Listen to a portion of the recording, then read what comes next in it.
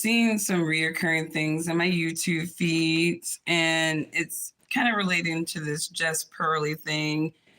And, it's something's been on my mind. And I realized kind of some of the social dynamics of sort of leverage, if you will. So, growing up, I would say, or I would consider myself what they would say foundational, Black American, F, FB. I'm sorry. I just wanted to, I hate it when those lights are directly in my face, but foundational Black American, I guess we were ADOS, American descendants of slaves at one time. But I consider myself one of them. Not a lot of my parents, like my mom, her mom, they were not immigrants. They are people who were descendants of the slave trade. So we would be foundational Black Americans. And so growing up, I was always, sort of taught, it was sort of like this thing where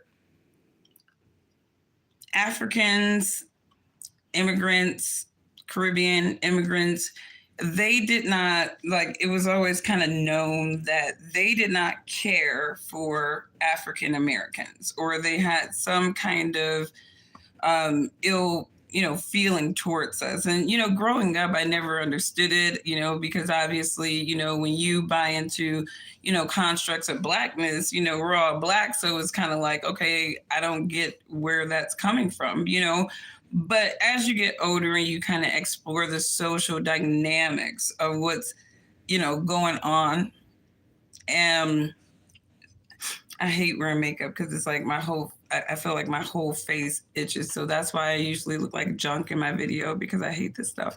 But I gotta go somewhere. You usually you'll have like that, I'm sorry. It's like for me, I felt almost contradicted as to why Black people would say that Africans, did not care for us and Americans. And so, as I grew up and then sort of watched the sort of social dynamics within the group, I realized that while Africans are very hard workers, they are very committed and focused to achieving this American dream that, a lot of people feel like it's possible for everybody in America, and they are successful at doing it. And so, when you think about why that is, I always say that, a lot of times Africans and African Caribbeans, they don't come here being indoctrinated with the same ideas about themselves and their capabilities, and even themselves in American society as African Americans. Black Americans, foundational Black Americans, from very early on, we are indoctrinated with what our place in American society is. Typically, it's very negative. The projections of Black people are oftentimes, Black Americans historically have been negative, and even as cinema and TV and mainstream media has tried to rectify that over the decades, the damage and the harm has, always been, persistent within the Black American community. And so, when you think about the mindsets of many Black Americans, to me, I feel like, much of that is because of conditioning. So why am I having this conversation, right? Because the whole social dynamic between Africans and Caribbeans, migrants, immigrants, and African Americans, that can be exploited. That can be exploited, and it has been exploited.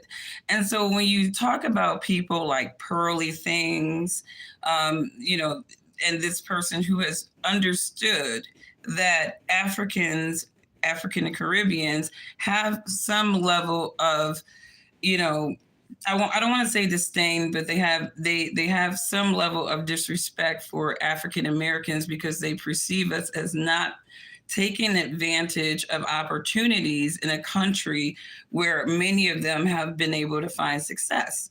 And, like I said, there's social and psychological factors to that, but people like Pearly Things have understood that dynamic. and they have been able to leverage that dynamic to their advantage. And people like Candace Owens have also been able to do it.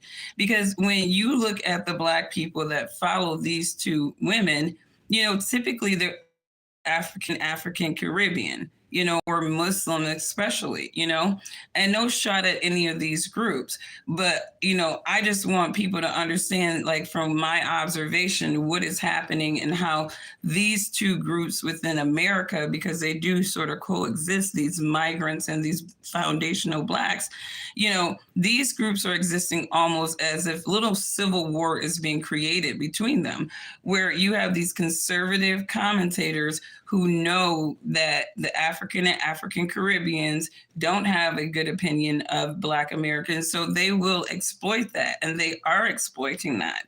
And so when you see all this, I look at the reaction with Pearly things, and it's like you have these more immigrant overseas Blacks who are like pro Pearly, like, yeah, she's right, blah, blah, blah. They're taking her side. And then, the foundational Black Americans, they're like, nah, she's racist. She's colonizing, she's leveraging Black people to get rich just like everybody else. And, people make arguments, well, she's bringing Black people with her. But then, according to Sarah Garvey, in a recent video, she ain't really bringing them with her like that. I mean, she bringing them with her, but I mean, it seemed like she getting chopped off quite a bit from their efforts, if you will. So that's just to say that, the rift between Black Americans and African Caribbean type of individuals, it can absolutely be exploited. It has been exploited. And that's where you have people like Candace Owens who had her come up. You have people like Pearly who have their come up because they're leveraging a certain segment of Black people to talk about foundational Black Americans, right? And I'll give you an example of how toxic this is spreading, right? Because, obviously people like Candace Owens have given white people a platform to talk about Black people like they are Black people. And like I said in my last crappy video, that is very dangerous for, even the white creator, because you never want to get too comfortable with Black people because you're hanging out with Black people who have an opinion about a certain segment of Black people, right? Because then you start talking out the side of your neck, because yes, Black conservatives do tend to minimize the impacts of slavery and certain things that happen in slavery, because they're like, just move on.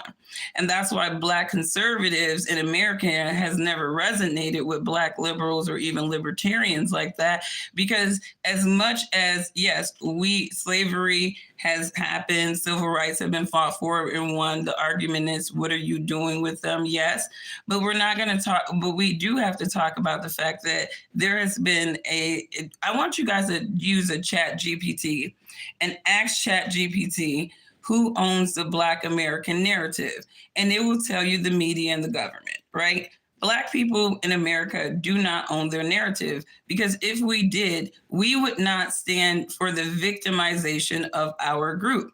And that is what is the sort of that disconnect between some of these immigrants that come over to America. They don't want to be associated with the Black American plight. And you can't really blame them. That's not our history, even though some of them are culpable to that history, right? But a lot of them just want to be like, let's just do good things and be great. And the foundational ways of doing that is educating yourself. Now, again, with Black Americans, even down to our education. Now, this is one thing that, again, I do agree with Umar Johnson. And I've been kind of grappling with this myself. Like, I don't want to be a Muslim. No, don't want to be a Muslim, but I would not mind my kid going to an all Black Muslim school if that was just like the best opportunity to make sure that they're not being indoctrinated with just, to me, psychologically damaging, criteria. Because I do truly believe that tribal lessons should be taught at home, and Black people really shouldn't be pushing for white people to be executing the delivery of their Black American history to their children. I agree with that. And it's been damaging to Black Americans Americans for generations. Good morning, Scott. How are you doing, my friends? I'm just kind of talking about this Pearly Things drama that just keeps persisting in my YouTube timeline. And as I keep, looking at the different points, I can understand. Again, I'm not going to say Pearly Things is a racist person. Not going to say that. But what I will say is that she is an individual that understands how to leverage Black American issues and risks in their favors for their profit, and, one can argue that that is racist, but then, Candace Owens has done the same thing. When she talks about Black Americans, she is talking about Black Americans to the ears of immigrants, right? To the opinions from an immigrant perspective, right? And that is how she gets whatever blackfaces she can onto her arguments, because they're not Black Americans. Most of those are not Black Americans. Most of those are immigrant Blacks that follow Candace Owens, because Candace Owens, like Pearly Things, realize that Black Americans can be leveraged.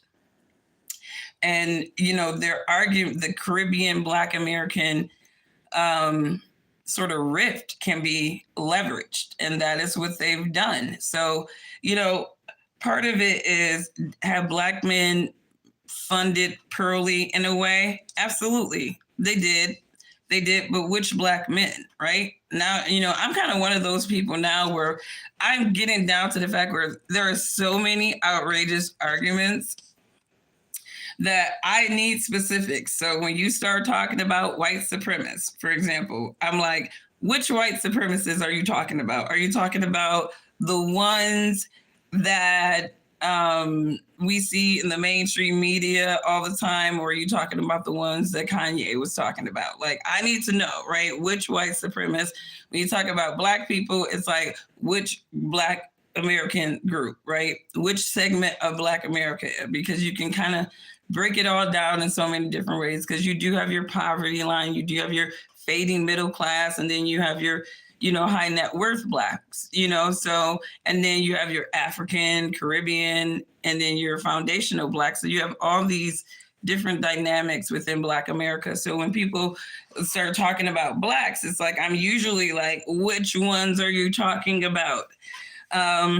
So there's that. So I just wanted to put that touch on the Pearly thing, things, just Pearly Things, because I think Pearly found her market with Black people, but she's also found a sweet spot exploiting our beefs between each other, and she has literally been able to profit off of the beef of Black people, in my opinion. So I'm not going to go in on her like some of those, foundational, Black angry women, that just, have no chill. They kind of wake up with violence, Come on, sisters, we got to do better than that. Like, I mean, don't wake up with violence. It's like, if you wake up with violence, you are waking up with the devil on your mind.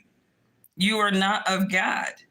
You are not of God. And we live in a very anti-God system. So if you somebody just remotely claiming like you're a Christian, or you're a godly person, stop all that crazy, waking up with violence. If you waking up with hate on your heart, violence on your mind, you got a mental health issue that you probably need to work out.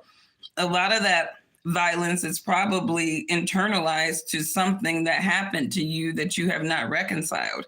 And maybe you should work on reconciliation. I'm not a big affirmations person. I think affirmations are demonic. I don't put stuff all over the walls and, none of that. I'm not telling the demons, none of that. I give it to God and he helped me work out my stuff, but I am a big on reconciliation. And I think that, a lot of people need to learn how to reconcile some of their anger, because the way they came at Pearl, it's like, yeah, she probably messed up. She got a little too comfortable with Black people. Lesson learned, you don't want to get too comfortable with any race, right? Because, there's still sort of some cultural traumas that some of the folks may still exist with. And you have to be able to concede with that and kind of walk on eggshells. And white people, when in doubt, just think of Eminem. All right. Like I said, Eminem was not putting his mouth on Black struggles and history like that because obviously he knew his lane. You know what I mean? And I say this, about everyone. It's like, stay in your lane. It's like, if you don't want Black people doing all kinds of things about your group or your race or whatever like that, don't put your attention on us. You know what I mean? You don't see a whole bunch of black authors and, you know, a slew of filmmakers doing a whole bunch of films on the Holocaust, right? Because the Jewish community probably would not like that very much. That's their history. They want to be able to own the narrative of the Holocaust, to their history. So, same respect here with Black people. Like, I don't feel like a lot of people who are non-Black should be putting their attentions on rewriting Black history, fabricating and projecting Black history, because we see what happened when non-Blacks do that, just like the Woman King, right? That ended up being a flop because liberal media think that Black people are so dumb that we are going to sit there and go and pay and support a movie about an African tribe that actually participated in the transatlantic slave trade. That's how ignorant they think Black people are, right? Go watch the Woman King about this African tribe of women who seem to be beating all the dudes' asses. Like, seriously, but okay, whatever. And, we're going to sprinkle Viola Davis in there so Black people really bite. But we're going to have African Americans going to support a film about a tribe of people that sold them into slavery. That was part of the transatlantic slave trade. So it's just amazing how dumb and ignorant that the liberals really feel like they've achieved making Black people. But I'm glad that a lot of Black people are not dumb. And we are elevating beyond this liberal education system, and we are re-educating ourselves, about our history, our reality, and we are, getting some level of control over our narratives and onus. Like, I mean, honestly, a proud moment for me was not any of the riots, but it was when, they went after Kyrie and they went after Kanye. And it felt like for like a really quick moment, Black people came together. Like, I really felt this sense of, this is not right. This is a, coordinated attack against these brothers, and except for Kanye. Kanye went off the deep end, but with Kyrie, that was like a wake-up call for a lot of Black people that, there are a lot of coordinated attacks against our greats, our great ones. And, we got to be able to come together and shut that stuff down just like any other group. And so I think with Pearly Things, you still have your African and your immigrant, Caribbeans, just like Candace Owens, right? Because those are the only people that Blexited over there. Foundationals did not Blexit, right? Because Black people know ops. They know Democratic ops. Now they know Republican ops. They know these race hustlers and new school race hustlers. All these people, they are seen, they are known, and Black people are becoming more, Black Americans, I believe, are becoming more and more intelligent. And I believe this too. That's why I feel like LinkedIn shut my page down, because I had a lot of Black women following my content and agreeing with my content and linking up with me, which is very hard to do. It's very hard to get foundational Black American women to, take on a different perspective or broaden their perspective. But I'm not a Democrat. I'm not a Republican. I'm an independent, and I'm actually a staunch independent at this point. So I think that a lot of the Black women that was following me on LinkedIn, they appreciated the independent perspective.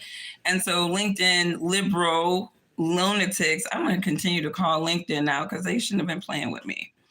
But they shut it down because they need Black people thinking struggle. They're not thinking, they don't want us thinking elevation, because I do believe, and and this is no shade on any other group, but I do believe that Black people are a very special people. I think that there's been a coordinated attack to keep a lot of Black Americans down, because I do believe that the capabilities do not lie. You know, if you do not stifle the environment of a Black American, if you do not, and what I mean by stifle, if that person has the environment of aspiration, a together home, some level of accountability to a higher power. You know, I talk about the blueprint of success. You know, if Black people had all of those things not stifled, we would be very unstoppable in this nation. And that is why it is always necessary to break the Black American down at the very fundamental institution, which is the family. And then you continue that with the education system, making sure that it's minimum, right? So Black people never had equal education, even down to Brown versus Board of Education. We've never really had equal education, because equal education really boils down to your tax bracket. I mean, and we need to be honest about that. You know, if you live and if you make the least money, your kids are going to have the worst education, because education in America boils down to tax bracket. The higher your tax bracket, the higher the probability that you could privatize your kids' education and they can actually be global competitors. Now the education system now is turning out global activists, right? These kids are global activists. They're not knowledgeable about just fundamental ways of getting along. Even when they get out of college, they're clueless weirdos, right? Because they sat there and let somebody think for them. And I made this point on Twitter, and if you're not following me, it's Angie C313. But I made this point on Twitter that, you know, I graduated with a 3.1. I was divorced with a daughter, working full time, and I got it done, right? It took me 5 years instead of 4, right? But I worked full time, got it done, right? And, you know, I remember contemplating going towards the master degree, but then I reflected on my experience with the bachelor degree, and it's like, I am not doing this anymore. It's like, because I found myself teaching my professors, going to war with my professors. I feel like my GPA suffered because I would not bow to irrational logic, because these professors aren't really challenging thinking, critical thinking. They're telling people what to think. So, you know, I think that a lot of people, you know, they're just really very robotic and really devoid of logic, natural logical rationality. And I do believe that's like a mechanism for AI. You can't have a strong AI system with intelligent humans, you know, like, and that's just the bottom line. Like, AI does not work if humans are smart. And, you know, when you look at social media, this was like a great test pilot. Morgan Freeman was trending on Twitter yesterday. And I'm like, did he die? Every time I see a celebrity like trending on Twitter, I always like, oh, brace yourself. They're probably dead. So I click on the trending thing and they're not dead. So I'm like, cool. And it was like this video of Morgan Freeman. I was seeing all this, like, you know, feedback about, oh, Morgan Freeman's right. And so I see this video. And immediately I'm like, this is some AI generated thing. You could tell by the jump cuts and the skin. And so I'm like, like, people are really buying this. Like, you know, this is like fake, you know? And no, a lot of people believe that video, that filtered video of Morgan Freeman was real. And that's just, you know, that shows you the intelligent mind. You have old school people who didn't want to get up on technology. So some of them are just kind of just catching up to some of this. And even still, they can be manipulated very easily. You have younger people who can catch the AI a lot quicker. But in terms of being able to catch the logic of a message in an AI something, that's a little bit harder. You can plant seeds better with with words than sometimes even images. So I'm interested to see how this AI, taking people's faces and superimposing messages and stuff like that. I'm interested to see how that's going to work over time. Just because I feel like, you know, it seems pretty dangerous. I'm almost on the lines of what Elon, like this. There has to be some level of, hey, Carrie Ann, LinkedIn isn't the same without you. I miss my LinkedIn family. I do. But, I made a resolve. It's like, I want to call LinkedIn out. But, I'm on Facebook. So I'm going to start pushing out content on Facebook very often. So Angelina Card, if you're on there. But I can't deal with LinkedIn because their algorithm is not favorable to conservative people at all. I think that it's very targeting towards, conservative, independent, libertarian people. If you are not obsessed with the diversity, equity, inclusion, like honestly, I probably would have been, I would probably still be on LinkedIn if I was addicted to talking about white people and how awful white people are.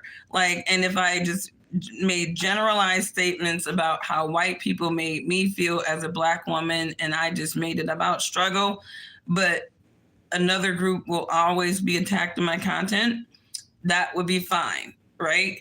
But the minute you start talking about natural born women, who we are, and the fact that there is a manipulation coordination with this trans movement with children, it's a cash cow. They don't want to talk about this, and they'll probably stop my video. But the trans movement is a cash cow. There is no money in gay people, okay? But there's plenty of money in trans people. If I want to transition as a female, it's $100K. And that does not include any type of aftercare surgery. To transition as a male to female, it's a little bit easier. It's about $40K, but you're still going to deal with some complications and after surgeries. You look at I Am Jazz, this person had to have an initial surgery and then 4 additional surgeries. So you're talking about a whole movement that is being targeted towards children young because you need to nurture the child. It's nature versus nurture, right?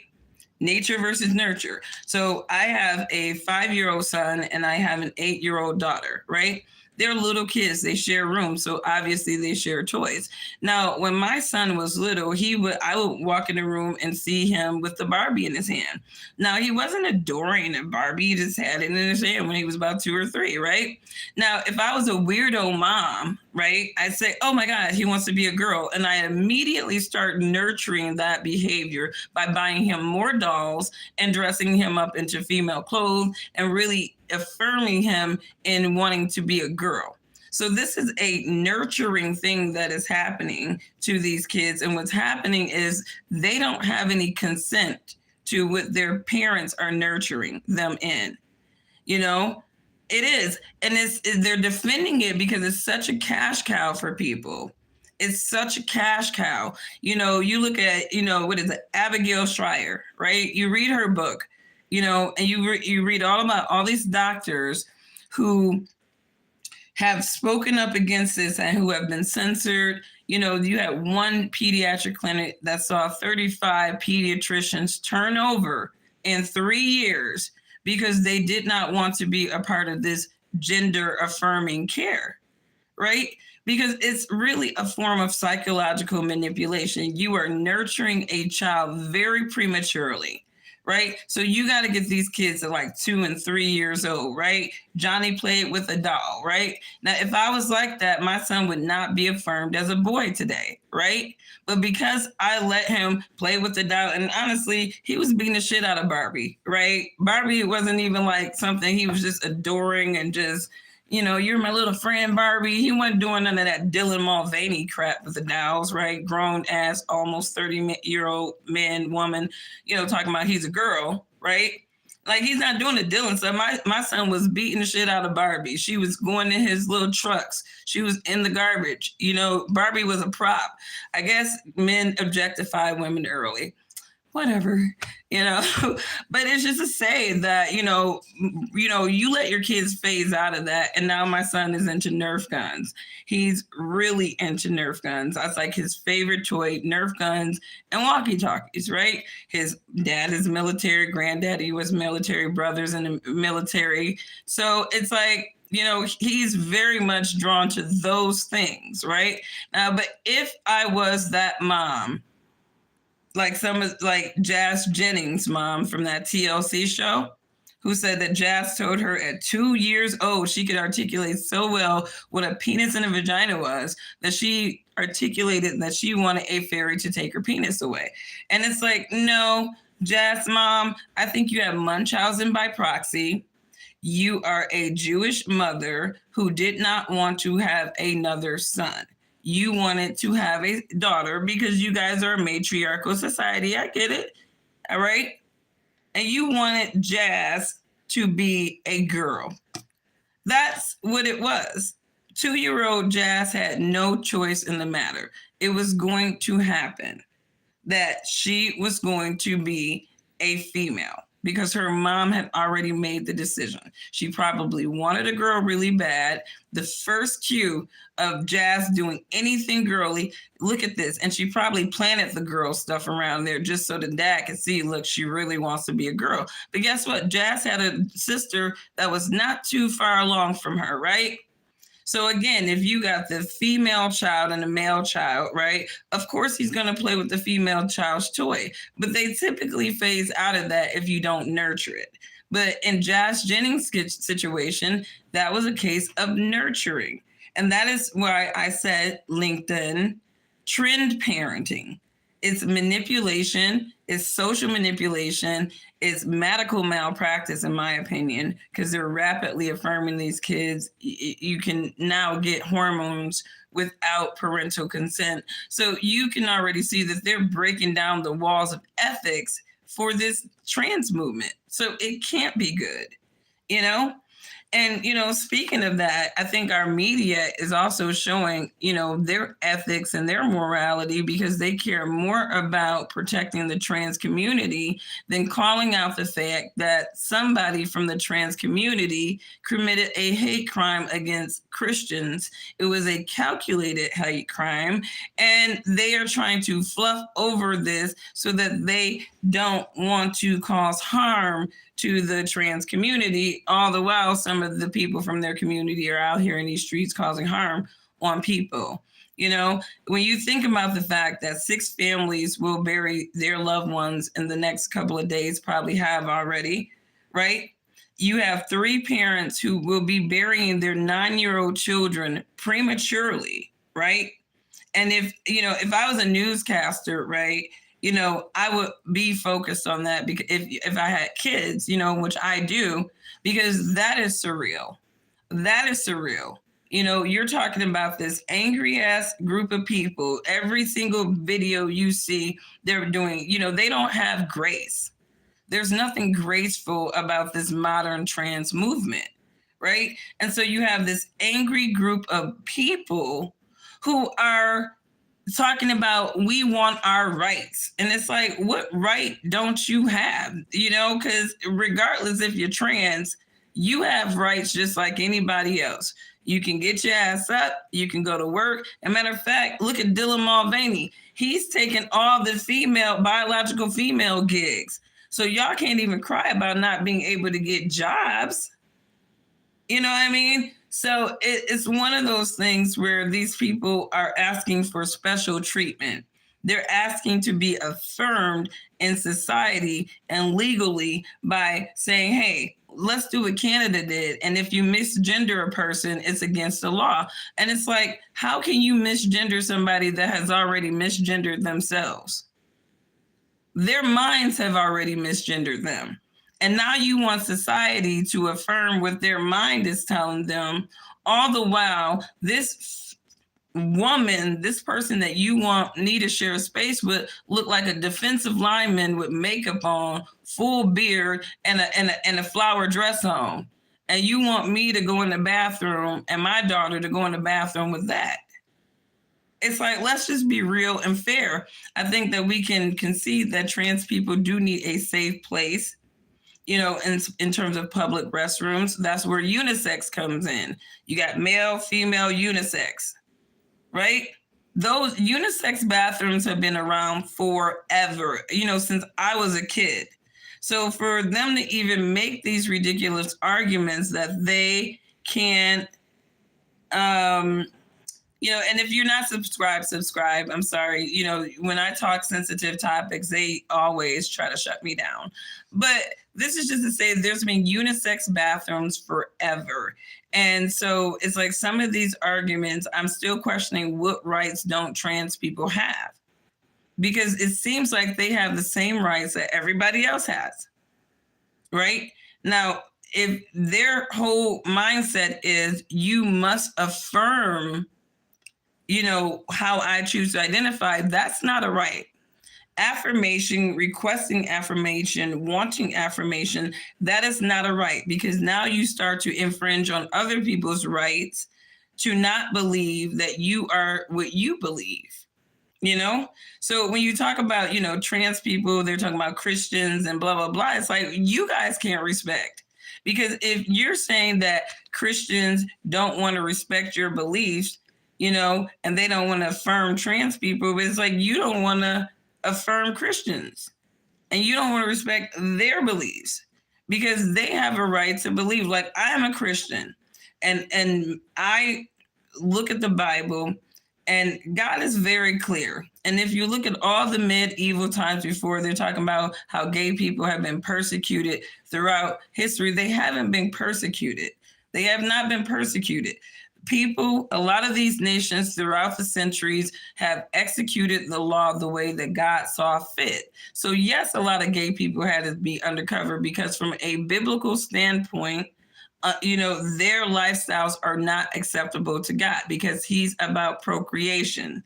He's not about stopping bloodlines. So unfortunately, their lifestyle is anti-God because it does not align with his mandate for us to fill the earth and subdue it. And I don't care what these climate weirdo globalists tell you, this earth is far from being subdued. So, that's just to say we got a lot of crazy stuff going on in the world today. I think that it's very smart to look at a lot of the arguments that you hear. Some of them you got to take them with a grain of shot.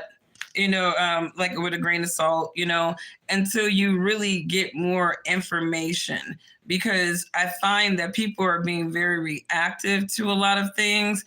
And even me, I find myself where I look at one or two videos and I'm like, oh, wow, that seems like, on surface. But then you start looking at more just like that pearly things.